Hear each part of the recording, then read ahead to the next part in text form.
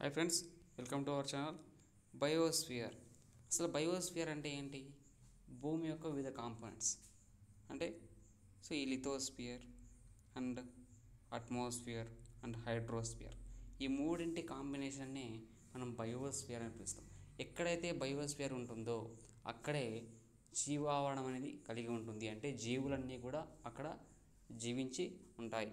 ఈ బయోస్ఫియర్లోనే మనకు living organisms and dead material and non living organisms అన్నీ కూడా కలిగి ఉంటాయి. సో ఈ living organisms and non living organisms అంటే లివింగ్ ఆర్గానిజమ్స్ అంటే ఏంటి? చెట్లు, మొక్కలు అండ్ జంతువులు, వీటిన్నిటిని ప్రాణం ఉన్నటువంటి జీవుల్ని మనము లివింగ్ ఆర్గానిజమ్స్ అంటాము. ప్రాణం లేనటువంటి జీవుల్ని మనము నాన్ లివింగ్ ఆర్గానిజమ్స్ అంటాము. ఈ living organisms and non living organisms రెండు కూడా ఒకదానిపైన ఒకటి ఆధారపడి వాటి ఫుడ్ రిక్వైర్మెంట్ని తీసుకుంటూ ఉంటాయి అన్నమాట.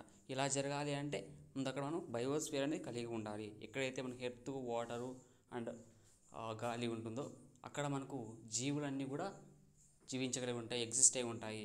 దీన్ని మనం బయోస్ఫియర్ అంటాము. బయోస్ఫియర్ అనేది మన ఎర్త్లో ఒక పార్ట్. సో ఈ కాంపోనెంట్స్ని మనము బయోస్ఫియర్ అని పిలుస్తాము. And biosphere is a living and non living organisms and dead మెటీరియల్స్ని కలిగి ఉంటుంది. ఐ హోప్ ఈ వీడియో మీకు బాగా అర్థమైంది అనుకుంటాను.